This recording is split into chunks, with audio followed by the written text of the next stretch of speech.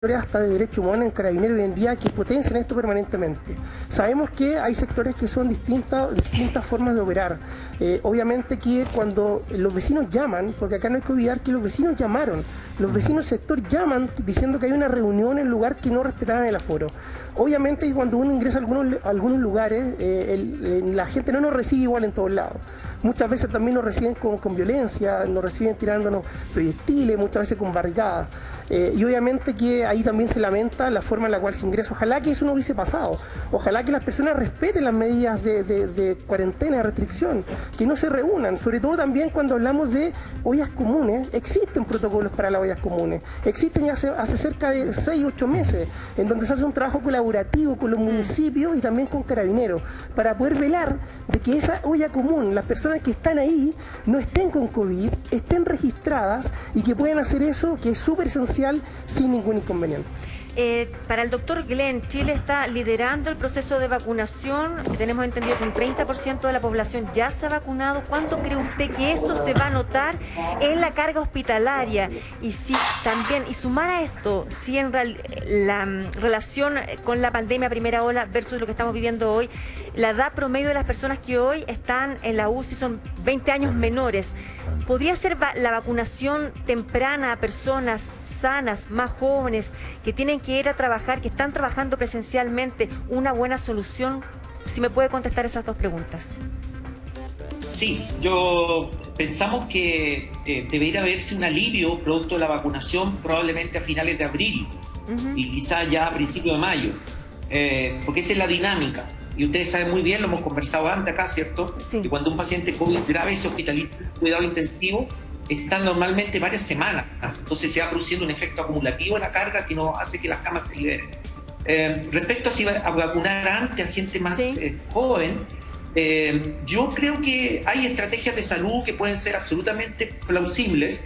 En Inglaterra ustedes saben que tomaron la decisión de poner la primera dosis y espaciar la segunda dosis hasta varios meses después. Exacto. Hasta que una masa más importante de la población hubiera recibido la primera dosis, que si bien ustedes saben también no protege tanto como la segunda, sí confiere un grado de protección. Yo creo que era una cosa que está en el tapete, que se podría perfectamente discutir, y a mí por lo menos me parece ética y científicamente muy razonable. Yo creo que es una muy buena idea. O sea, la gente que se está contagiando en estos momentos además oscila entre los 35 y 50 años, que está además también terminando finalmente en el último eslabón, que es donde usted trabaja como médico intensivo. Amar, personas que se están moviendo, que no tienen opción, que están yendo a trabajar, por que eso, se suben al transporte no público. Es gente que esté de fiesta absolutamente, solamente. Tal cual. Yo creo que es muy razonable discutirlo. Me parece que es una buena opción, y es verdad que ya no vemos la población añosa que vimos en la primera oleada. Ahora estamos viendo gente, como ustedes dicen, bastante más joven. Así que yo creo que es bueno ponerlo en el tapete. ¿Qué dice el doctor Riveros con respecto a ese punto? ¿Qué le parece esa opción, doctor? Perdón, estaba viendo unos datos, si me podría repetir. Sí, estábamos conversando justamente de la vacunación, de cuándo podríamos ver el alivio en el sistema hospitalario, pero particularmente qué pasa con las personas más jóvenes que hoy están llenando las UCI. Si el año pasado eran personas de 70 años, hoy alrededor de 50 años o menos.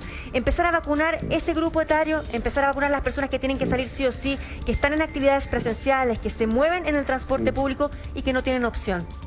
Sí, bueno, la verdad que creo que el tema de la vacunación ha sido bien planteado en el sentido del alcance de esto. Chile tiene una larga tradición respecto a las vacunaciones y da cuenta de lo que está ocurriendo eso. Finalmente las vacunas no son medidas individuales, son medidas poblacionales. En el fondo aquí lo que importa es dar la cobertura lo más amplia posible para alcanzar la tana de la inmunidad rebaño. Ya los inmunólogos, los epidemiólogos podrán orientarnos si es factible o recomendable hacer algún ajuste respecto a los grupos de riesgo, pero así como está planteado, priorizado y por grupo de riesgo, creo que es lo adecuado. Se podrá discutir si el grupo de riesgo puede ser tal o cual, pero me parece que es el enfoque correcto, y como dije recién, este proceso de vacunación es el que nos da la esperanza, ya da como la fuerza para poder terminar esto. Yo creo que los hospitales como hospital en general nos estamos sacando la mugre. y los equipos se están sacando la mugre. Yo solamente puedo estar orgulloso tanto de la gestión de lo que ha hecho el hospital y orgulloso de mis compañeros de trabajo, de todos los estamentos, de mis colegas médicos. A modo de ejemplo, la UCI COVID, que es donde están los pacientes más graves, el turno que está viendo eso está conformado por anestesistas, por neurocirujanos, por pediatras, por UCIstas pediátricos, además de los colegas de intensivo que habitualmente ven esas camas. Claro que aquí el hospital se ha cuadrado por los pacientes. Nosotros tenemos claro cuál es nuestro rol, nuestra razón y nuestro motivo de estar acá son los pacientes, y en ese sentido daremos hasta lo último porque los pacientes salgan adelante. Y en ese sentido el llamado es a que las porteñas y porteños, incluso más allá desde San Antonio, que son de donde nos verían pacientes, se cuiden, y finalmente esa es la única manera de ayudarnos a terminar esto de buena manera. Seguiremos dando la batalla, seguiremos trabajando, los colegas seguirán duplicando turnos, los enfermeros, enfermeras, técnicos seguirán repitiéndose, seguirán yendo a áreas que no son sus áreas habituales para poder dar atención a los pacientes, pero necesitamos el apoyo de la población, respetando las medidas de autocuidado, para evitar que esto siga esta curva que parece no tener fin según los números actuales. Queremos agradecerle, doctor, su trabajo, el trabajo de todo ese equipo. Le mandamos un gran abrazo y un agradecimiento permanente a todos los funcionarios de la salud representados en sus palabras. Sabemos que tiene intensa mañana en el hospital, así que lo vamos a liberar, pero también queremos recibir a un amigo de la casa. Vamos a invitar a Arturo Guerrero, quien es conocido popularmente como uno de los voceros de La Vega. Bienvenido, Arturo. ¿Cómo estás? Sí, aquí estábamos justo, nos pillaron hablando del COVID precisamente porque usted tuvo COVID en mayo del año pasado y quedó con algunas secuelas también. O sea, yo creo que una gran mayoría de las personas que hemos tenido COVID quedamos con secuelas. Tiene que ver con la respiración, tiene que ver con el cansancio, con la musculatura, con los ejercicios, chiquillos. O sea, hoy día, independiente que uno tiene 64 años, pero la enfermedad, como yo muy bien lo dije, es un bicho maldito. Todavía nadie tiene como el diagnóstico claro, esto te va a pasar, no. Algunos pasan piolita, pero la gran mayoría que lo hemos tenido quedamos con una secuela que empezamos a evaluarle en el tiempo y nos cambia la vida totalmente. De eso queremos hablar a continuación, Arturo. Queremos invitar a todo nuestro público y a usted también, como no, a que observemos una nota en la cual reporteamos qué es lo que ocurre cuando tienes COVID y qué es lo que pasa cuando logras salir de aquello. Mira. Soy Bernardita La Fono. ¿Cómo estamos? Antes del inicio de la pandemia, Bernardita solo apoyaba durante algunas horas el trabajo de fonoaudiología en las unidades de pacientes críticos del UAP. Hola, don Gastón. ¿Cómo se quiere la madre hoy va a hacer lo mismo? Pero hoy, en medio de las consecuencias de la COVID, su labor se hizo todavía más necesaria. En este hospital, los fonoaudiólogos están entre los primeros especialistas encargados de la recuperación de quienes estuvieron en condición crítica. De hecho, suelen estar presentes cuando un paciente despierta luego de estar semanas inconsciente. Lo primero que piden es una gota de agua, porque tienen la boca seca, porque llevan muchos días sin recibir líquido por boca y lamentablemente es algo que no siempre se puede, porque la intubación genera muchos daños. Y una de sus tareas es precisamente enseñarle a cada paciente que estuvo con ventilación invasiva a volver a tragar. Es algo que nosotros hacemos más de 500 veces al día de forma tan automática como tragar la salida. Se vuelve un desafío tremendo para nuestros pacientes. Es una de las secuelas derivadas del tratamiento que a Germán le permite hoy estar vivo y sonreír, pero no todavía hablar, caminar o ser autovalente, ni siquiera para alimentarse. Para eso quedan aún semanas de rehabilitación.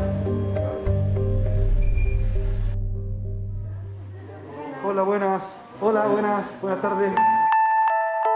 Tuve que aprender a comer, tengo que aprender a caminar. Patricio fue uno de los primeros hospitalizados por COVID en el UAP.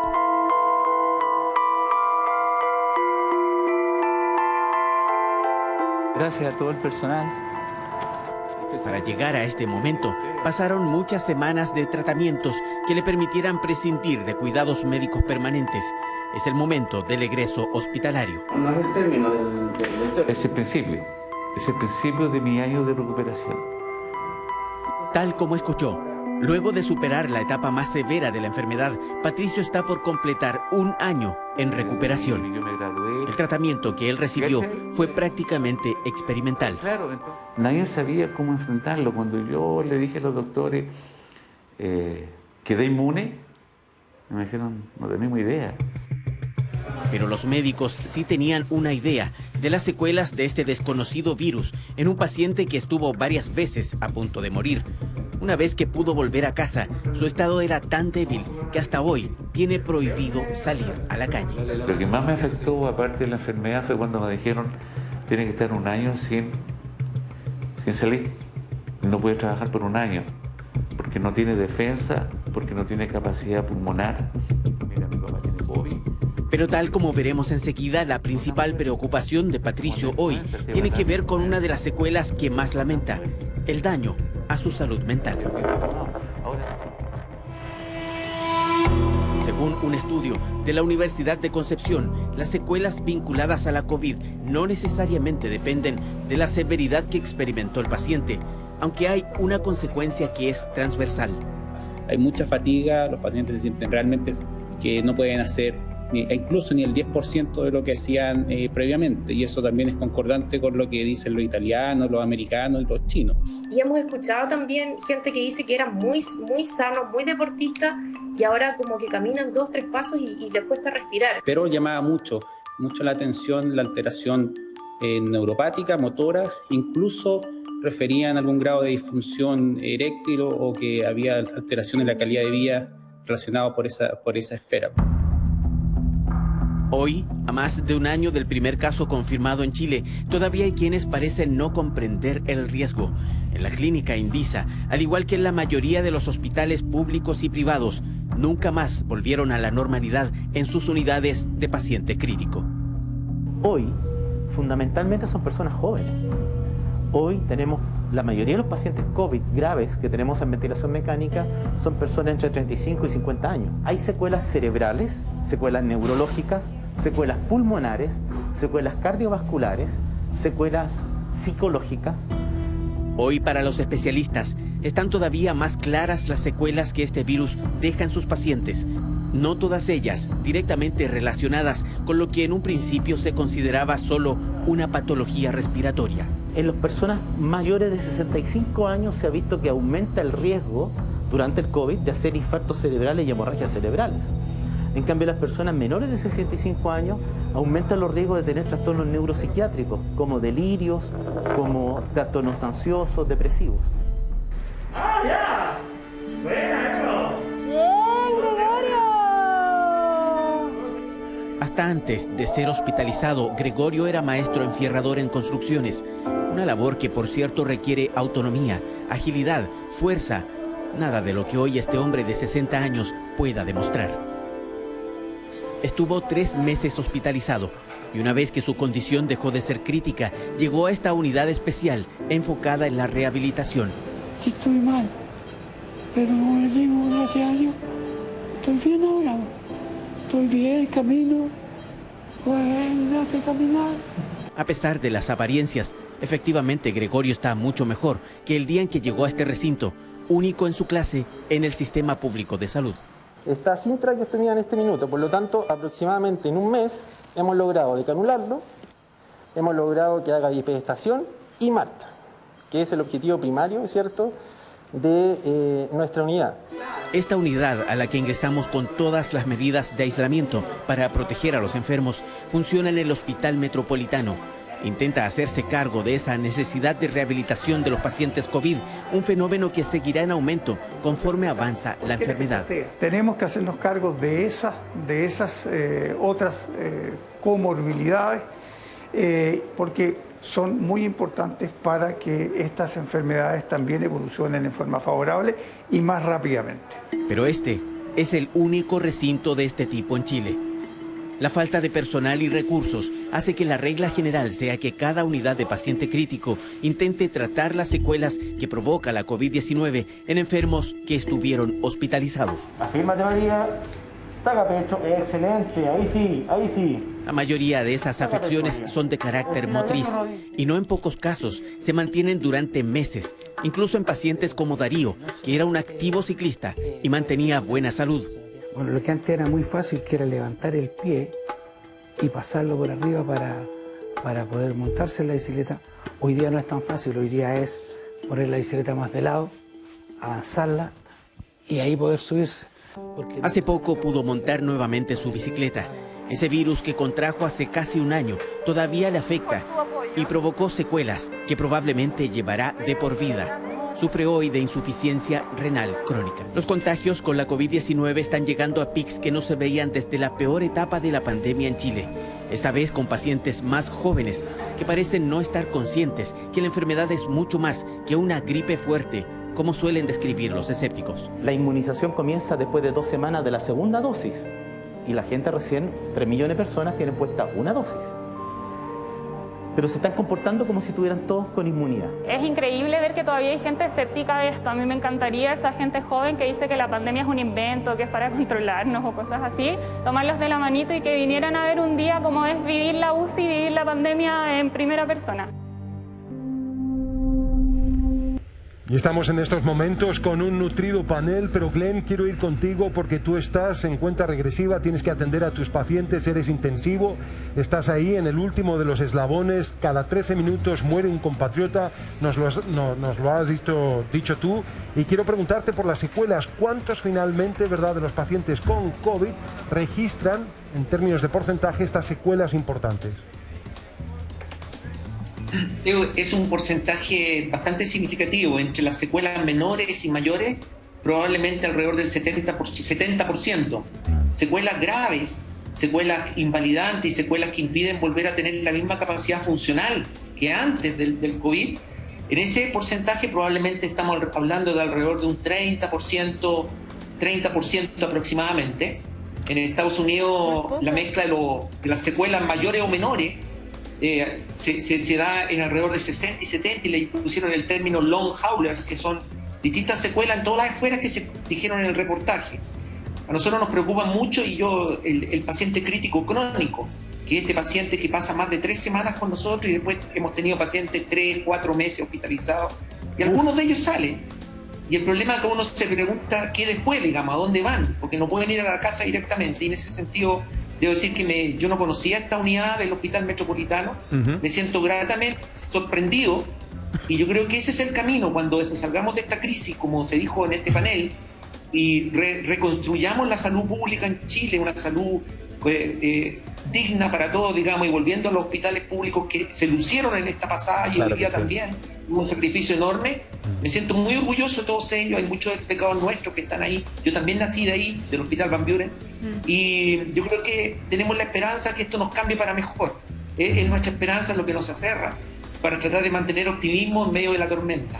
Doctor, abusando la última pregunta, una conversación, a lo mejor lo que le quiero decir a los papás, casi 6.000 casos diarios, lo dice nuestro GC, colapsan las UCIs en todo Chile, de aquí a 2 semanas más la situación va a ser tremendamente difícil. ¿Qué le dice a los apoderados? ¿Qué opina usted del tema de los colegios, las actividades presenciales? ¿Y cómo cuidarse? Las personas que tienen que salir sí o sí a trabajar, insisto, tienen que usar el transporte público. ¿Qué le diría usted a esos dos grupos hoy donde hay susto? Salir de la casa complica.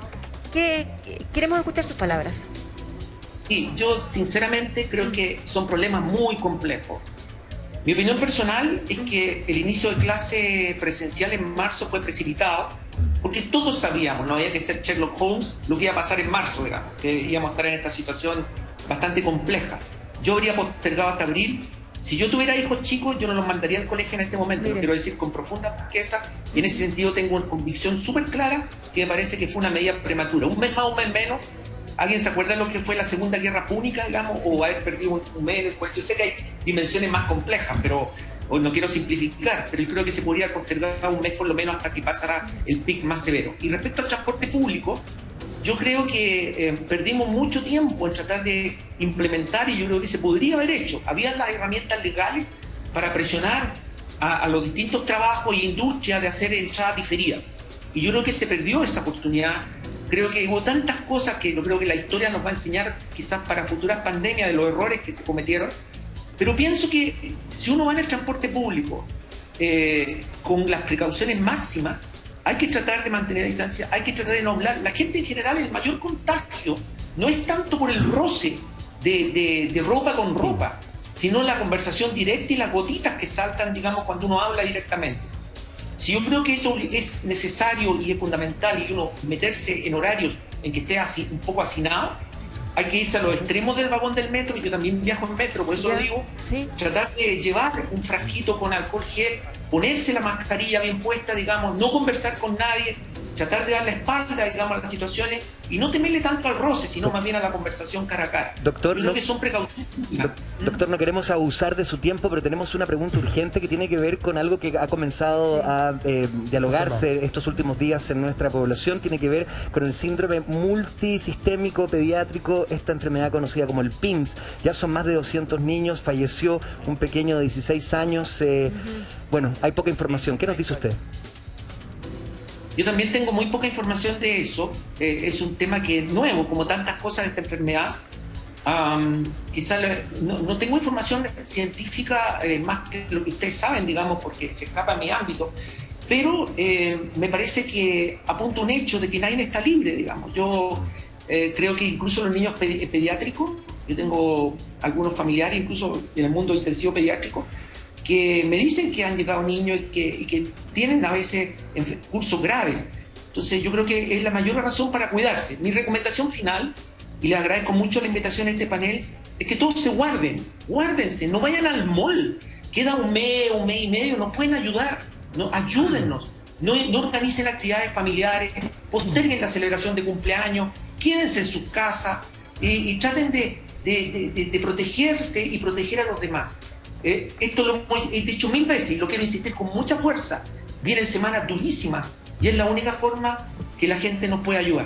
Doctor, totalmente liberado. Muchas gracias a usted, el doctor Glenn Hernández, muy amable por estar con nosotros. Y cada vez que pueda, por favor, siempre es interesante conversar con usted. Absolutamente. Porque baja, como decía, pelota al piso y nos entrega información clave para movernos en estos días. Nos queda, muchas gracias. Según usted, un mes y medio. Un abrazo. Gracias, doctor. Muchísimas gracias, doctor, por su entrega también y a su equipo. Sí. Y preguntar justamente por las palabras del doctor. Nos queda mes y medio. Guárdense, por favor. ¿Qué opina usted, José Luis Espinoza? Sí, la verdad es que tenemos que seguir con las medidas básicas de protegernos, de estar en nuestras casas, con nuestro núcleo familiar, no hacer reuniones sociales con familias, amigos. El uso de mascarilla, el lavado de manos. Nosotros, que como profesionales de la salud... ¿Pero nos queda mes y medio? Quizás sea más. Y por eso tenemos que estar súper claros. La vacunación viene a colaborar en esto, pero es una puerta de salida que no se ve al corto plazo. Por lo menos 6 meses para que haya la inmunidad de rebaño del 80% de la población vacunada. Y toda compensación de lo que hablábamos delante no va a suplir el esfuerzo que estamos llevando al nivel de los hospitales. Y aquí, juntándolo con lo del síndrome inflamatorio multisistémico de los niños, ellos incluso desarrollan este síndrome posterior al contagio, semanas después. Ellos en proporción se enferman menos, pero cuando lo hacen gravemente, y entendiendo una condición, que las unidades de pediatría, de UCI pediátrica también se han convertido en adultos, entonces tampoco tenemos toda la dotación de camas pediátricas disponibles. Complejo. Eso es un asunto muy importante, y sobre todo ahora que vienen los meses de invierno, con la vuelta a clases, donde el contexto es totalmente adverso para los niños y para las familias. Pero también, José Luis, está el tema de la influenza, está el tema del virus sincicial, los virus de invierno, que vamos a estar en eso de aquí a un mes y medio más. ¿Cómo ves tú esa situación? 2020 fue un año totalmente anormal, donde esas enfermedades respiratorias fueron muy bajas, porque estuvimos todos confinados en nuestras casas.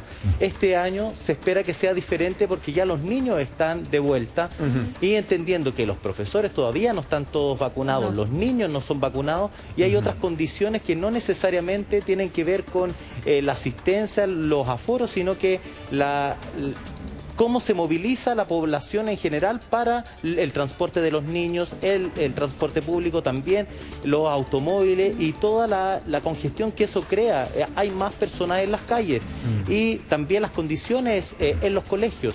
El aforo en la sala de clase, en los comedores, en los baños, si hay disposición de alcohol gel, de lavamanos para los niños.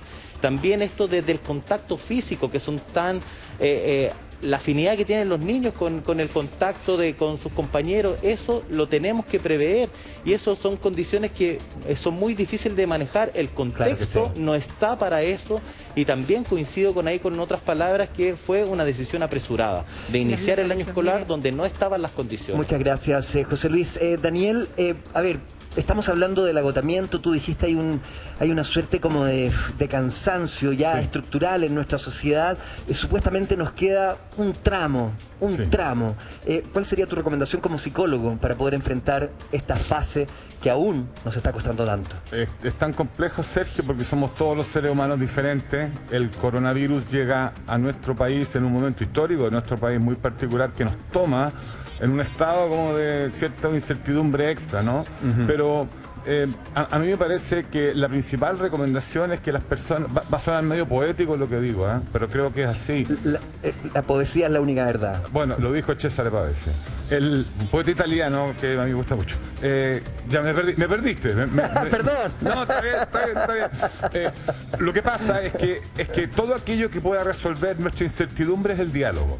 Principalmente lo que tenemos hoy día es incertidumbre. No sabemos a dónde vamos a llegar, creemos que la vacuna sirve, creemos que la vuelta a clase fue una decisión milagrosa, creemos que, etcétera. Las autoridades no son muy claras en la información. Que el apoderado decida si el niño va al colegio. Creo que expresamos mal los riesgos de las vacaciones en verano, decía el ministro de Salud el otro día.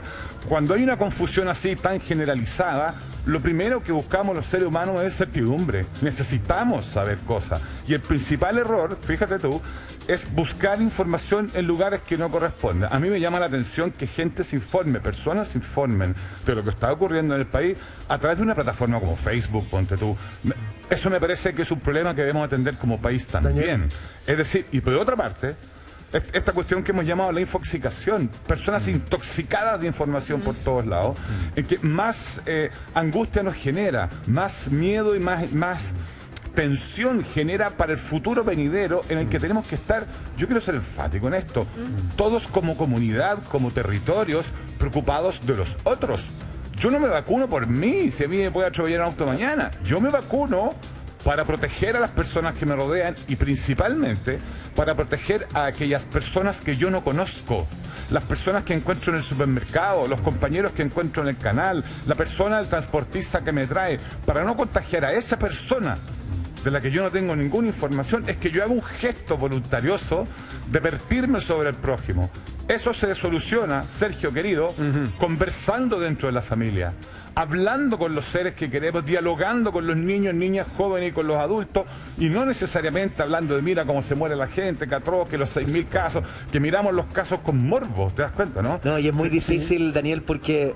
pero tenemos que hacerlo. Y sobre todo es muy difícil cuando hay niños en la casa. Las situaciones, las noticias, los crímenes, la muerte, la violencia, la enfermedad, la incertidumbre política, las discusiones, es muy jodido para los adolescentes y para los menores de edad.